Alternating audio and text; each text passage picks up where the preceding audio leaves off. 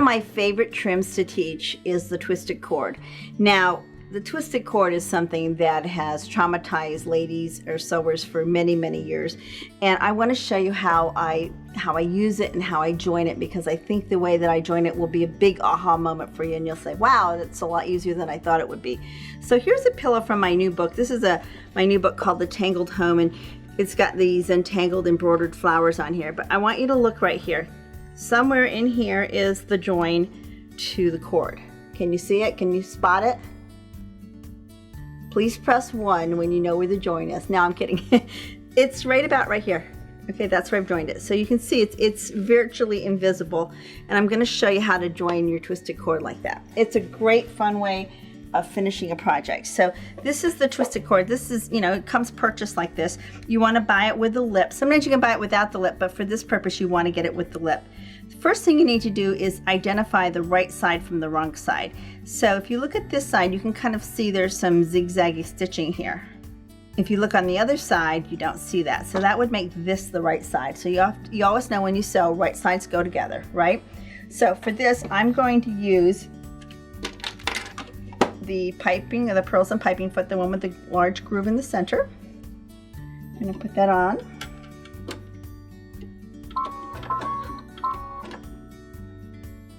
There we go.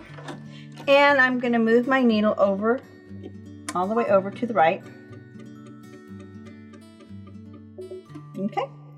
And now I'm ready to sew. So I'm going to show you two things. First, how to turn a corner, and also how to do the join. The ends of this are taped, so I'm just going to sew a little bit, turn a corner, and then join it for you. So we're going to start here again with right sides together. So I don't know if you can see this because it's really hard. I can barely see this, and I'm not looking through a camera lens here. But you see there's a zigzag stitching there. So we're going to put that side down. We're going to line up the edges. We're going to leave a little bit of free end. The foot down. And we're going to sew. Stop about 2 inches from the corner, pivot, and snip all the way to that stitching part. And snip again, and I'm using the snippet scissors that have a little notch in them right here. So a little notch. Snippet scissors here, and I'm going to do 3 snips.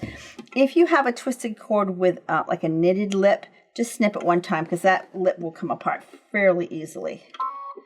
We're going to sew until we're a 1/2 inch from the edge, and a 1/2 inch is where the metal throat plate meets the bobbin cover. Let's go one more stitch. There we go. We're going to pivot, take the stiletto, and you're going to grab this and you're going to push this back under the foot just enough to give you a nice square corner. Let's push a little more. Whoop. Not so fast. And then continue sewing. And you'll do that for 3 more corners. Now, when we look at this from the right side, you can see it looks quite lovely. Right? So now we need to do the join. So I'm going to just cut this off right here. And I'm going to bring this side back around. And you want to have these ends, when you cut them off, when you're taking this off the bolt or whatever, you always want to take a little piece of Scotch tape, and you want to take those ends. Sometimes you have to have an engineering degree to fix this tape here. So you want to always tape those ends so that it doesn't come apart on you. Okay, so now I'm going to bring this end around, and I do have some tape on it from before. We're going to sew this down.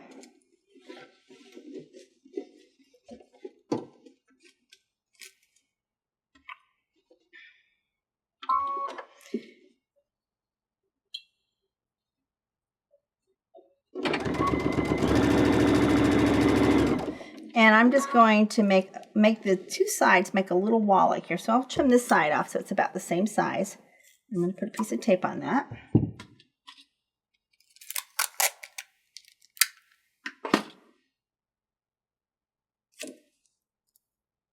Okay. And I'm going to sew all the way till I hit the wall. See where my fingernail is? I'm going to sew all the way to that point till the foot's hitting that where these trims are standing up together.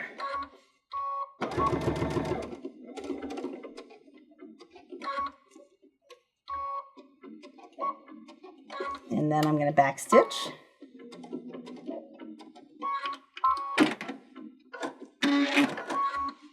So now they're probably, depending on how fat your cord is, probably a 1/2 inch to 3/4 of an inch from touching.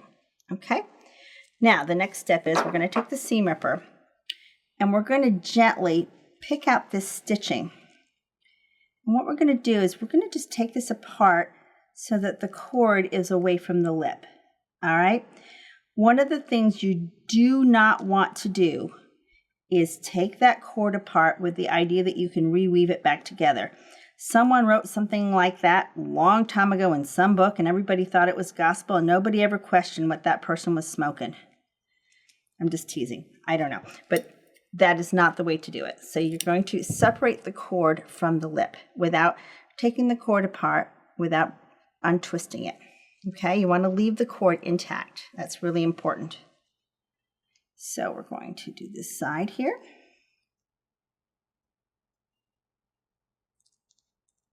Cut that stitching gently.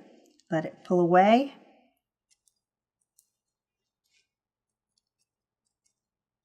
Okay, now here's the clicker.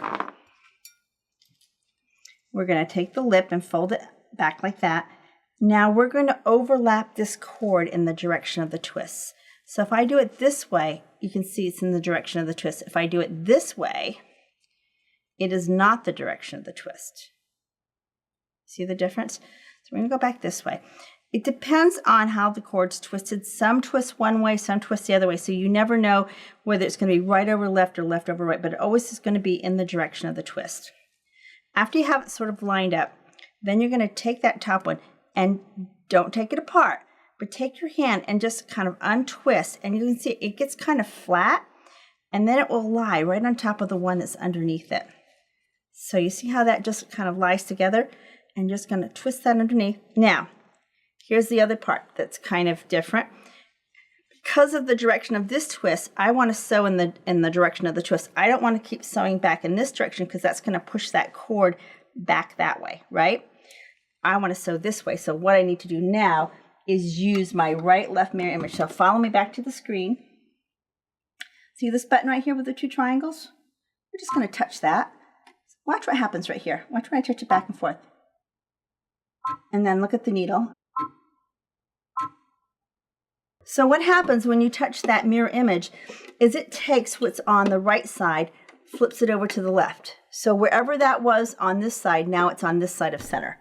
And that's going to be the feature that you're going to use. And again, to do this, you're just going to untwist. And you can either untwist the top one or the bottom one. It doesn't matter. Again, you don't take it apart. You just kind of untwist it. And as you untwist it, see how it kind of gets flat? And then when you lay the other one over the top, they just kind of hug together. And when they hug together, they kind of fit inside each other. Put my stiletto here so my fingers are out of the way. And sew just a little bit. Let this get underneath. Let that pivot do its thing. Sew a little bit, let it adjust. Sew a little bit.